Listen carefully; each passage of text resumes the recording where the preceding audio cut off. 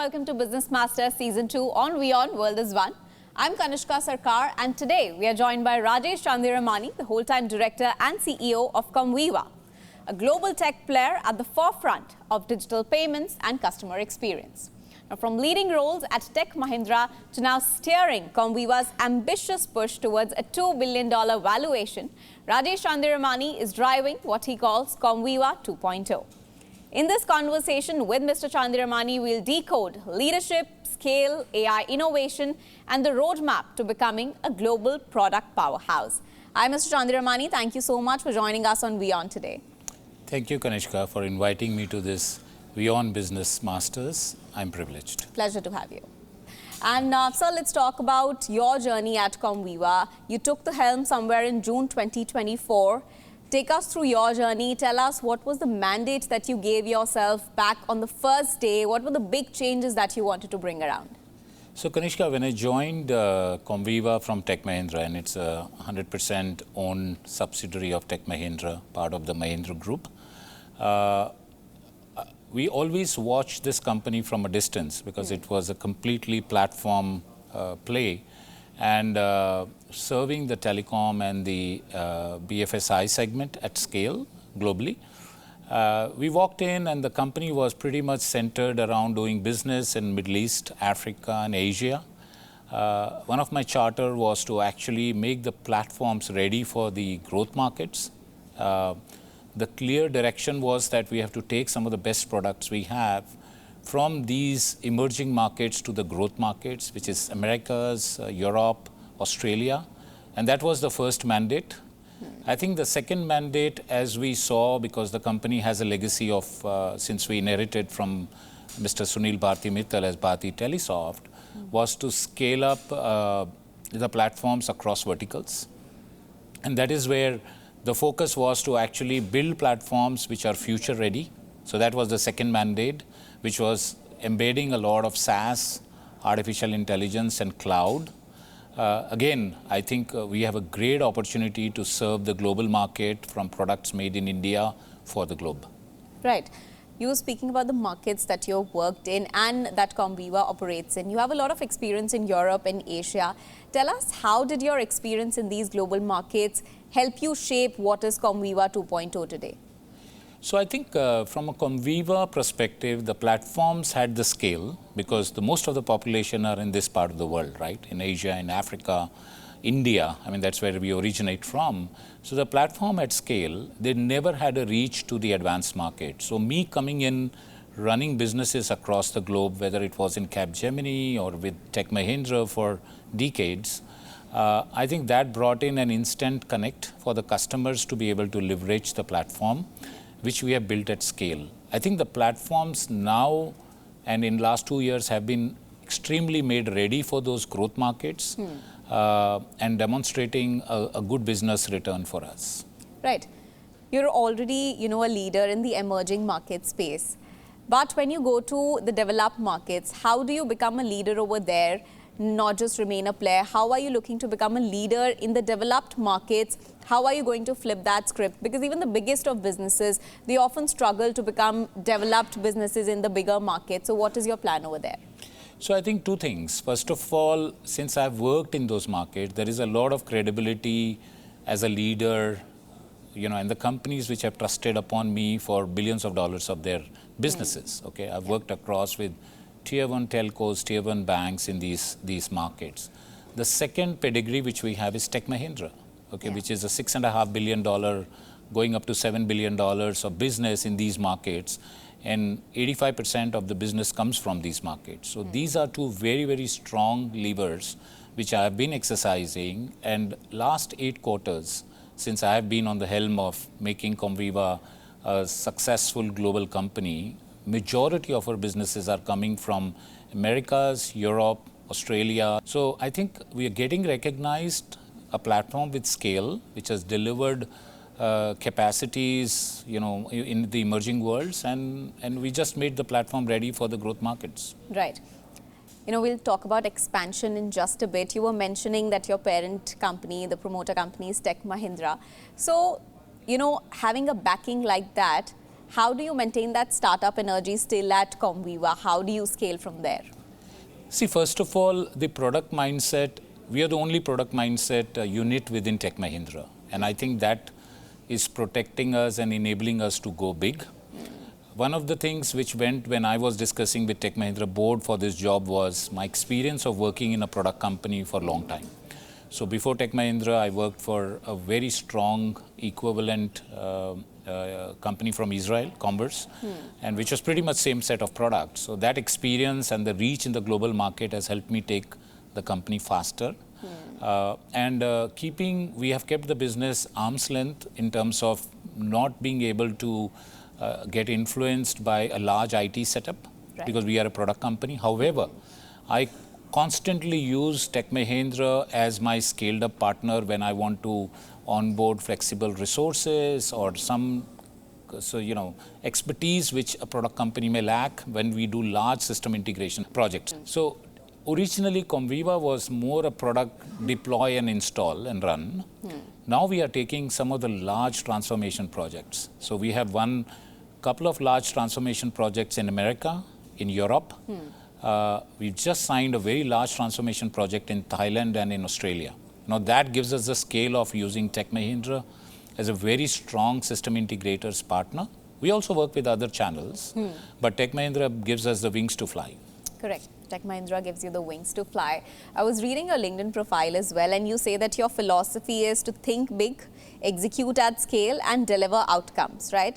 So tell me, how are you applying that specific scale mindset to a company, Comviva, that is looking at a $2 billion valuation by FY29?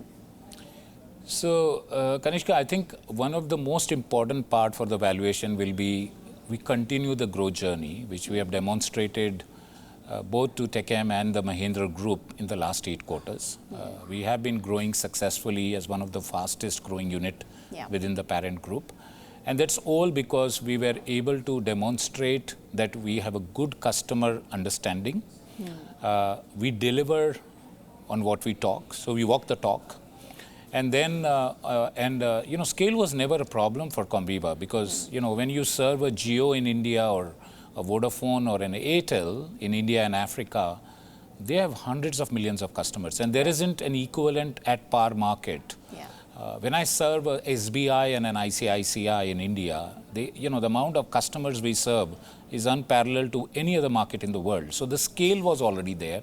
I think what was important was also getting a technology edge because the growth markets consumes the best of the technologies when it comes to, you see Silicon Valley and we have won contracts in Canada, in Seattle, in Atlanta, Mexico, and we are doing large-scale transformation in those countries as well. And I think embedding some of the best technology partners. So we had, when I walked into the job, I onboarded 2 very strong partners. They were Microsoft and AWS. Right. Okay, they actually taught us how technology can be embedded fast within the culture. Culture change was a big change when you are a legacy platform player. To today, we are the largest digital platform player from India. I think it was those partners who helped us scale up. Right. So let's about the scale up. You said scaling, of course, is the key, but that was already there, and technology edge is what you brought in. But, you're looking at a $2 billion valuation by FY29. Tell me, is going public also on the cards anytime soon, and what's the vision like for, say, the next 3 to 5 years? I think going public live certainly is an outcome which we would like to have, or I would like to have for this company. We are governed by the parent, the grandparent Mahindra, and the Tech Mahindra. And a lot of what Mahindra is doing is at scale now. You look at the products, they're all meant for global.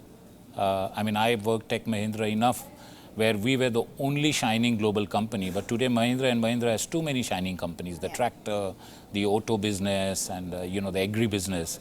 So that is actually getting us an edge globally from a brand of Mahindra.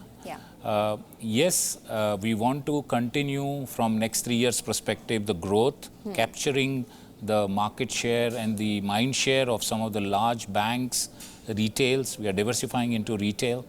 And of course the telecom. One of the guidances I got from Mr. Mittal when I met him after I took on the job was that how many telcos do you work with today? And I said 200. And he said, but there are out there 2,000 telcos. So just having good focus on these three verticals will get us a high growth, a very high valuation, and a platform from India which will make the world proud of us. Yeah. So you were talking about different verticals. So with Horizon 2.0, I believe you're entering a lot of non-telco verticals as well. So tell us, which ones are you more bullish on right now, especially in markets like India? So I think we have already won a very large engagement with one of the tier 1 parcel provider, which was basically help them. That was my first large entry into the enterprise world in the Americas market. Yeah. We are going to enhance that capability further and become the largest player in the API marketplace. So there is a bit of a war between the telcos and the enterprise, like the Googles of the world. Who's going to win the API market? Yeah, because enterprise would need a lot of integration into the networks. So there we have a dominant player with a partner called Aduna. They have selected Comviva technology for the global fiber for API marketplace. Is part of Ericsson framework. That gets us into the platter with the likes of this company we have signed the business with.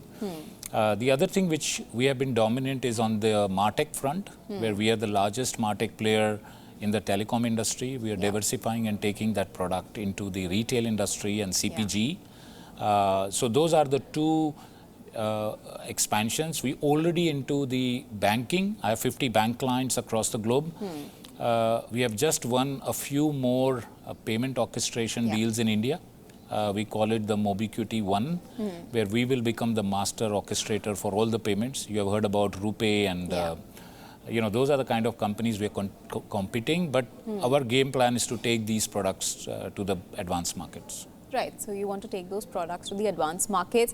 You were also talking about SaaSifying products and also the retail markets that you are now entering. So tell me, in a world where AI is a hype, how is it becoming a reality in your operations? One is that, and how does a Comviva-driven AI product really change the ROI for a customer, both for a B2B and B2C customer? So look, we have been, so when I walked into this job, I did realize, which was 2.5 years back, I did realize that we were very busy serving the emerging markets, which probably were not, AI and SaaS was not as hyped. But now the whole world is hyped on AI, okay? And as a leading digital technology player, we cannot be ignorant about it. So the moment I walked in, we ensured every employee, we have 3,500 employees in the company, is getting trained on AI. So they are adapting the latest tools and technologies. We have decided that we are going to play AI on three strategies. One is using AI to have a zero ticket operations. So I have a 600 people follow the sun model where AI has been inhibited in terms of making all the tickets go zero, which means better quality of software being deployed across the globe. I have 400 installations across the globe. The second vector we have is actually using a lot of AI to make the software faster and cheaper. So there are a lot of tools which we are using like GitHub and the famous Anthropic. We are experimenting with those. And the third most important is, being a digital technology platform company, we have to have UI case studies. So every product, I have 14 platforms, every product is now pivoting its product roadmap on artificial intelligence. And some of the products like MarTech, which is ahead on AI curve, I've already built 139 pre-built AI models for telco industry. I'm going to do the same for retail. I'm going to do the same for the API space as well. Right. Lots happening, it seems.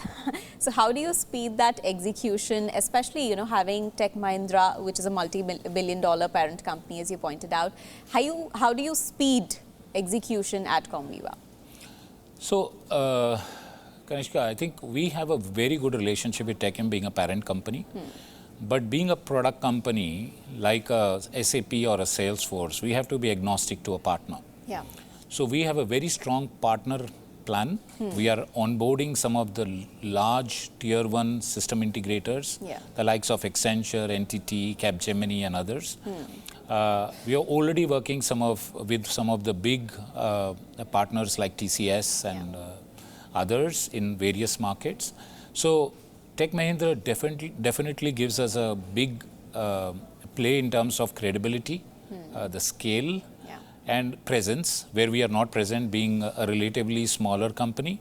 But also it gives us a play to compete with some of the big ones. I mean, my recent wins in the product play has been with some of the top companies like Amdocs and Netcracker and Salesforce and Pega Systems. They have been there for ages, and we are winning because we have a parent like Tech Mahindra and partners like Accenture and NTT and others. All right, fighting with the big boys in the market then. So, you were mentioning how you have operations in the West Asia region as well. So just against the backdrop of the war that we have seen, tell us, how were you able to, at Comviva, insulate your business against what's happening, and what's the situation like? If you could just give us a little bit of window into how employees are doing over there. What's the situation like? Sure. So I think we operate across all Middle East and Africa countries, because that's where the company originated, from India to Africa to Middle East. And this war was certainly a very big concern, but we are supporting businesses who are 24/7. Right. The telcos and the banks have to work 24/7. We have people there in more or less all the countries. We are following what our customers are following in terms of the policies. We have no other choice but to support them 24/7. And we are taking a very pragmatic view, balancing what an individual feels versus what the company wants. Correct. And it's a big HR admin effort in terms of deporting people or getting people back to their home countries if they don't feel.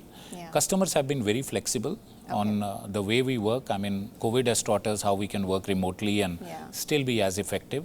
So I think we are following what customer wants us to do. We are a very customer-centric organization, and at the same time we are protecting where the employees are feeling scared or troubled, and supporting the business 24/7. Right. You were saying, COVID taught us a lot of things. But what have been your biggest learnings so far from the war that we saw in West Asia? And what's the outlook as far as, protecting Comviva from such kind of external shocks is concerned? So I think, these kind of situations, no one can protect themselves or plan ahead. It was a big surprise when it happened, whenever it happened. And we monitor the situation very, very closely. We do have a very good guidance, because both Mahindra and Tech Mahindra has a global business. They have presence all over. So anytime, every time, there was also Project Sindoor which happened, right? And India became a big question mark, because there are so many technology companies supporting the businesses across the globe. Correct. But it went on because the connectivity is there, the customer confidence is there. So we are using the whole ecosystem to our help. There's nothing which can stop us serve a customer, because we are extremely, Mahindra Group is an extremely customer-centric organization, so is TechM, and we leverage the power of a bigger organization to move things around. Let's hope for the best then. And, let's also talk about your legacy now. Now, you're targeting a $2 billion valuation by FY29. When we come back and sit here in FY29, tell us, what would you want your legacy as a CEO to be? What would be the message that you want to pass on? I think Comviva has a huge potential, and we have seen it in last 8 quarters. A great set of people, great set of technology platforms, great set of customers. Some of these customers, anyone would give their arm and lend to have them, and we have them. So we are very proud when we have such tier 1 customers across banking and telecom industry. FY29, I'm very confident the team is, the way we are performing, we will be able to reach that milestone and create that value for Tech Mahindra and Mahindra. We are also very confident that we will be shaping the platforms, leveraging AI and SaaS and cloud, building platforms which will challenge some of the tier 1 platform players who have had a long legacy, because we are still not that big. I'm sure we'll get big by the time we get FY 2029. But we still have that flexibility, the wings of Tech Mahindra and the brand of Mahindra & Mahindra, which is helping us grow faster and quicker. Yeah. Okay. So that's about what's happening right now and the future that we are looking at. But if you could go back to say 1991 when you started as a newbie product engineer, then also went on to take up sales roles, I believe.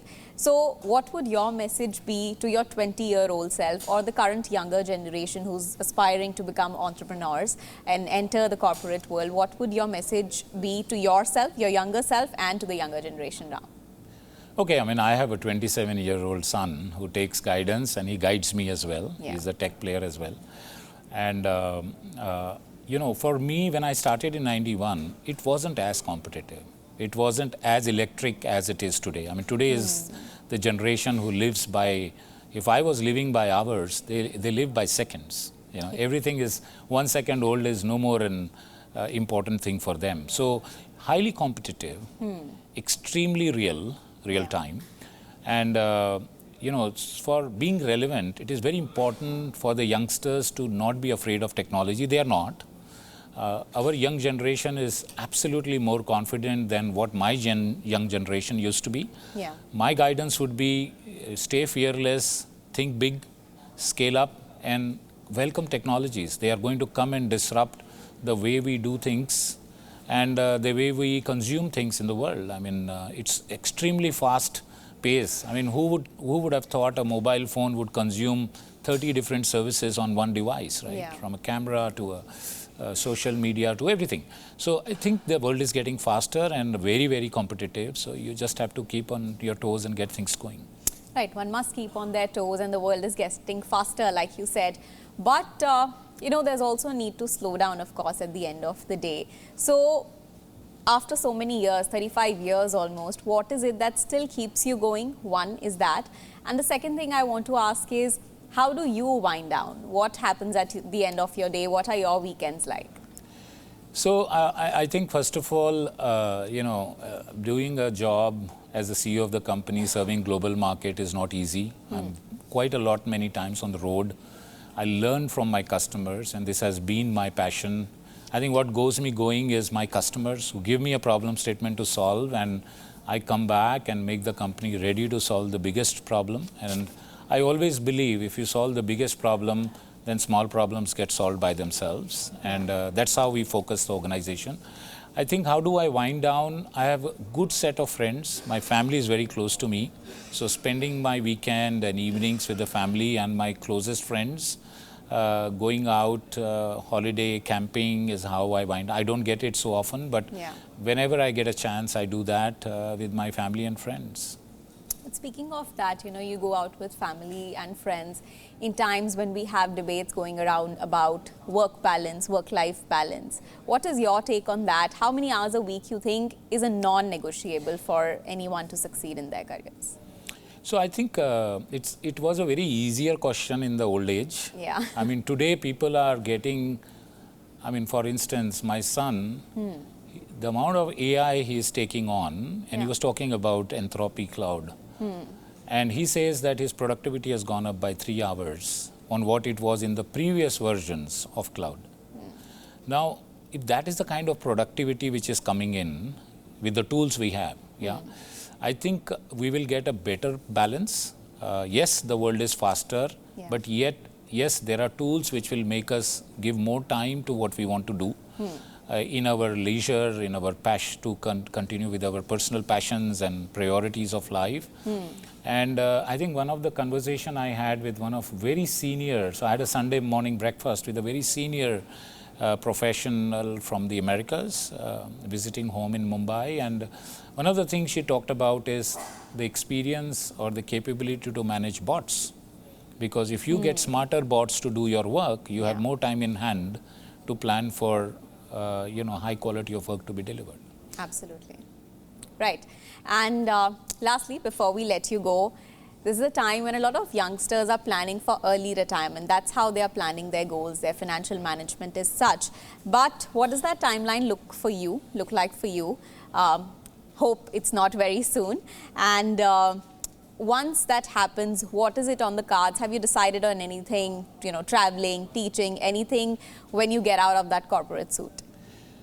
So, Kanishka, I'm already into planning my, whenever it happens in 8-10 years' time, I'm already into planning. I'm already onboarded with some of the NGOs.